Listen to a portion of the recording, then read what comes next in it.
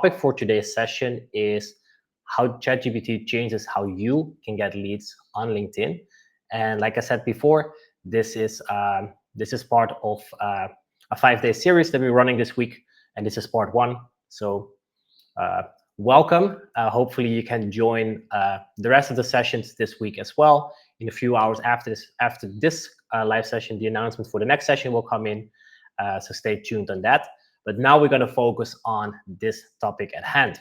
So what you will learn today is we're going to go over 4 core elements. So the first one is what I want to kind of go over a little bit of mindset here. And it comes down to the, let's say, excuses or common mistakes that we see people making or having that prevent them from using ChatGPT for LinkedIn. So that's the big one. So hopefully that helps with removing some blockages you have. Then with the second part, we're going to go into more a practical thing. So I'm going to show you how we can use ChatGPT to find core emotions from the target audience and use these in your content. And especially with lead generating content, like tapping into the emotions of your target audience is extremely clear in the conversion game. So I'm going to show you that part. Part number 3 is I'm going to showcase a little bit mindset again, but then more practical. Like, okay, what are 6 unique use cases for ChatGPT you can do to get leads on LinkedIn besides the one that I've showed you? And last but not least, if you stay till the end, I'm going to give away the toolkit to build your own GPT. Very simple, very cool. And I'm pretty sure that if you go through that, you will be amazed with how easy it is to set up GPT for your specific business. So stick to the end to get access to that. So a little bit of introduction here for some of you that might not know me and are here for the first time. My name is Jesse van Breugel. I'm originally from Holland, but I'm a top 50 creator in marketing and sales, ranked by Favicon last year. I'm a top voice in content marketing. Over the last few years, through our content and especially through LinkedIn, we generated over $1.5 million in client revenue. I built an audience of around 42,000 people, and till date, we're trusted by multiple 7- and 8-figure clients for their personal brand growth. So that's a little bit about me. Then some of the clients we recently helped mastering LinkedIn and ChatGPT can be found on the screen. So we have clients that are ranging from agency owners, coaches, consultants, solopreneurs, as you can see in the screen. And it's always around, okay, they have a high ticket offer, and how can we package that offer, help them with the right content strategy, but also, especially this is new since the last 12 months, helping them master ChatGPT. So that's all we do. How can we leverage ChatGPT for LinkedIn? So that's of course the topic of this live session this week. But that's something we help our clients with on a service base. But enough about me. So let's dive into the session. This session will be recorded, but for the live audience, like I said, if you're sticking till the end, I'm going to give away the full toolkit that I'm also going to demo in the session. So if that's something you're interested in getting to implement in your business, please stick till the end. So let's get started with the first, let's say a little bit mindset training. I know it's an overused word, but I've been in the space or in the LinkedIn and ChatGPT space long enough that I know there are certain like common misbeliefs or misconceptions around using ChatGPT. So I'm gonna like tackle them one by one, and hopefully that helps you with taking the next step if you haven't tried ChatGPT yet. So the first one I think is pretty obvious. ChatGPT only produces generic content. There is some truth to this, because if you, let's say, don't train your GPT or you use one of the earlier versions, let's say, I don't even know if 3.5 is still available, but I remember back in those days that it was just all rocket emojis, and it was just exclamation mark here and there, and it was impossible to not see it was AI from my perspective. So yes, if you just try it and you think, okay, write a LinkedIn post as a prompt, I'm going to get a LinkedIn post, that's kind of not true. So that's, of course, something that we want to tackle. That's especially, you'll see this as a common thread throughout this whole week if you attend all the sessions. And a statement like this always makes me giggle. Well, this guy has a little bit more hair than I have, although I think I look better than him. But yeah, we can definitely tackle it. And it kind of comes down, or it massively comes down to using ChatGPT correctly. Because when used correctly, it can create engaging and effective posts. And it's all about knowing how to prompt and refine the prompts. And big thing in our business is we create GPTs basically for everything. And so that's, I'm going to demo that in a moment, in a few minutes from here. But also, you want to always include client-specific information and add personal information, because those are like the building blocks, the stepping stones, in order to get from very generic ChatGPT content to content that's aligned with your business and your with your situation. And this is something very important to understand. If the outcome you're getting out of ChatGPT is not hitting the mark, it just needs more guidance from you. I always look internally when I'm prompting, because I know that ChatGPT, I will expand on this in a second, that ChatGPT knows everything. I am the one that asks the wrong questions, or I'm looking in the wrong direction to find an answer. So that's like the first, I would say, big misconception I would like to tackle here today. The second thing is that people tell, oh, ChatGPT will replace my creativity. Well, again, I don't really see that. So how I see it, it's a partnership. As you see here on the screen, it's our good friend Hulk Hogan and, I don't know, some other mysterious wrestler. Drop in the chat, by the way, if you know who the left guy is, because I couldn't figure out who that guy is. The right guy is, of course, the infamous Hulk Hogan. But working with ChatGPT, it's a partnership. It's a co-creation. It's a co-pilot. So it's ChatGPT is a tool. It's not a replacement. Yeah, I know at some point we will get to agents and stuff, and they will be more autonomous. But till then, ChatGPT is still a tool and not a replacement for what we do. So I see that we have a name for the wrestler, Macho Man Randy Savage. Thanks, John, for dropping that in. Very cool, very cool. There we go. So let me get back to this. Yeah, so ChatGPT, it assists with idea generation, content structuring, and so much more. Like I said, part 3 of this session today, I'm going to walk you through some of the unique use cases that you perhaps haven't thought of. But ChatGPT, the creative touch is still on you. So like I said before, you want to view ChatGPT as your ultra component assistant and co-pilot, and you will thrive. So always look for ways of, okay, how can I work together with this, instead of, okay, how can I eliminate all the work that I'm doing? Trust me, then you will end up with the very generic and perhaps boring output. This is a very interesting one.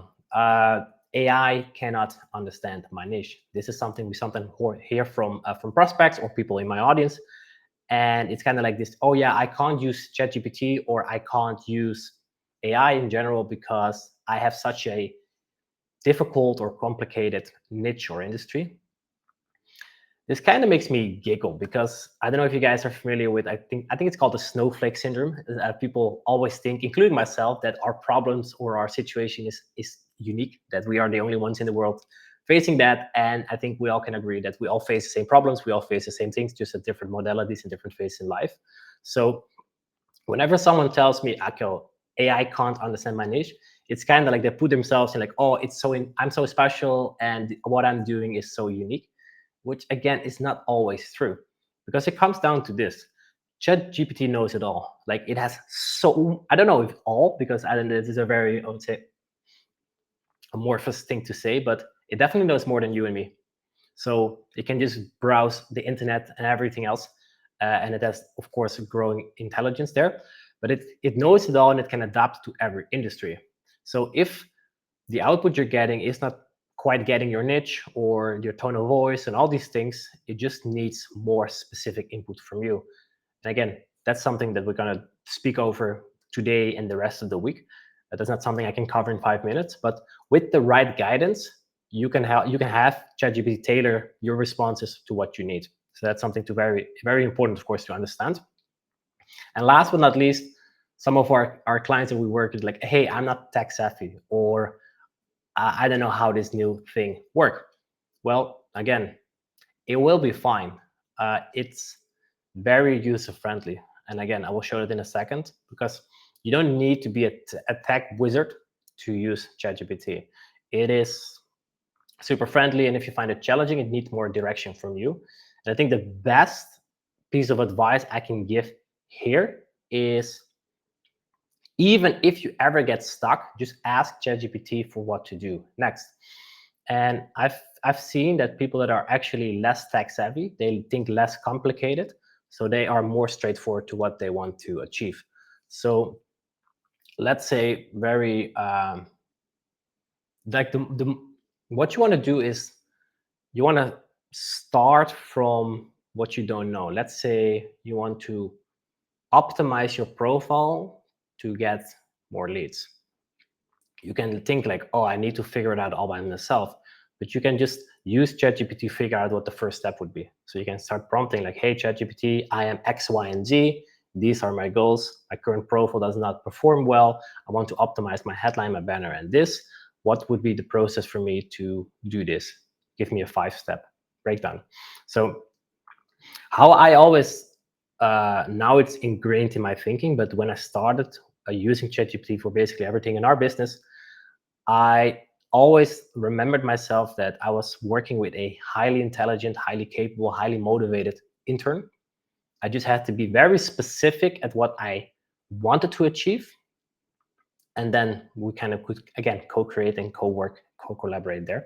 So if you are in this camp of like, oh, I'm not tech savvy and AI sounds scary, know that it's more of a mental obstacle than it's actually a problem for you in the business. So at this point, I debunked, or I tackled 4 what I would say common mistakes, or sorry, common objections in the market. So could you drop in the chat how many of these objections you had before, and how many I would say are tackled here, that you have like, okay, now I kind of get it, and good for me to know so I can move forward with chat. So please drop a number in the chat, and then we can continue in a second.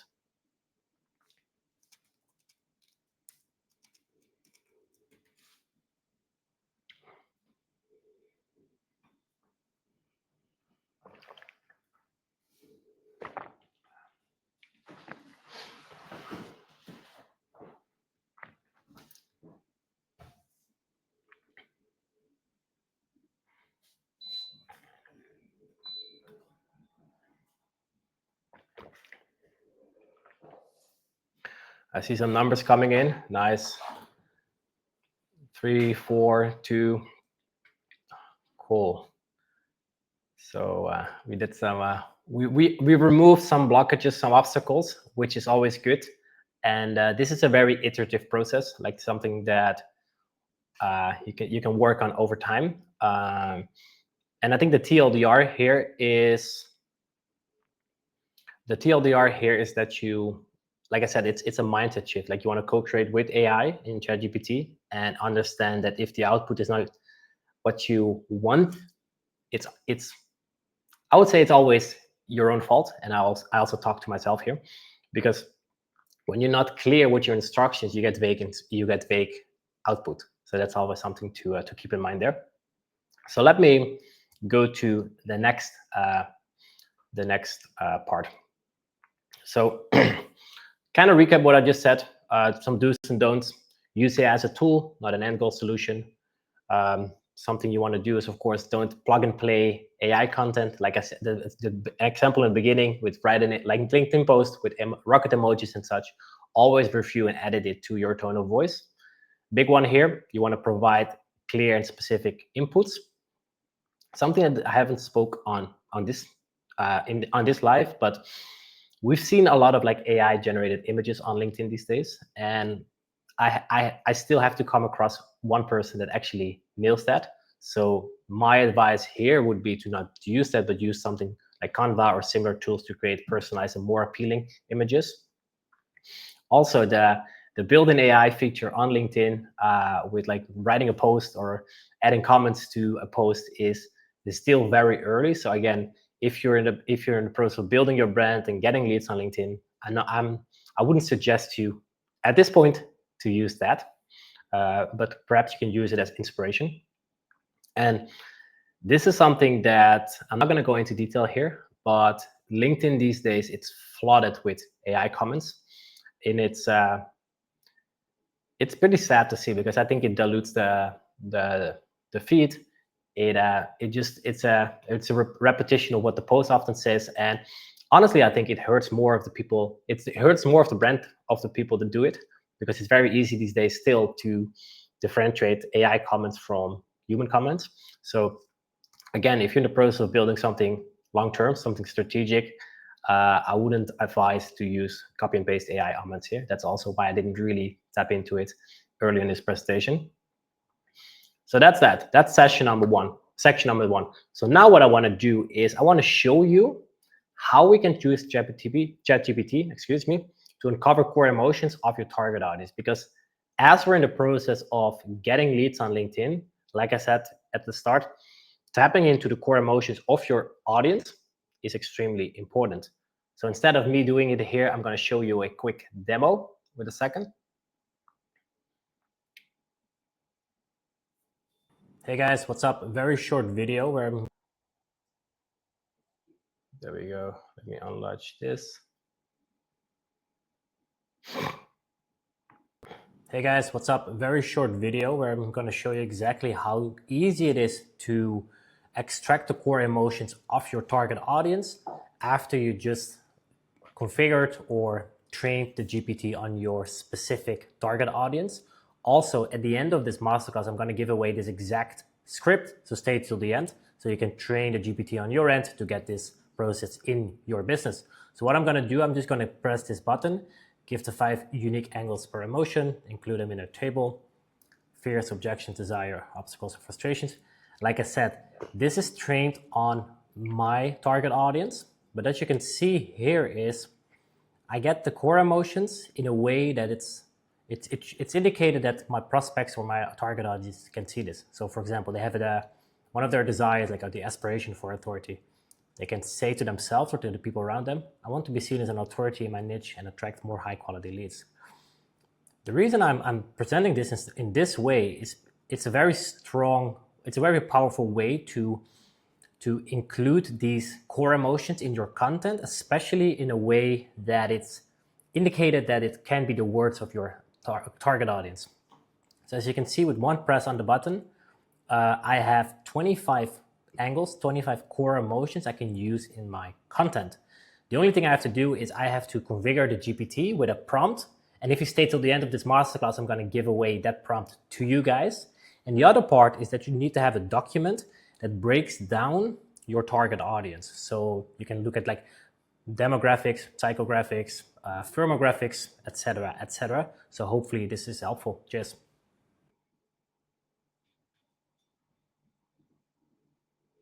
All right, so that's how we do it.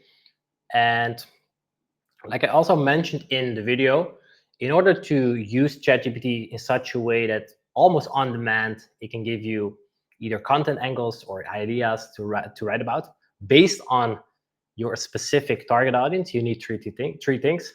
Obviously, a ChatGPT account, which kind of goes without saying, a prompt to configure the GPT. And again, at the end of this masterclass, last time I say this, I will give that to you guys if you stick, and a breakdown of your target audience. And I assume here that most people are a service provider, so they have either a very clear idea of who they serve, or a lesser clear idea. But again, ChatGPT can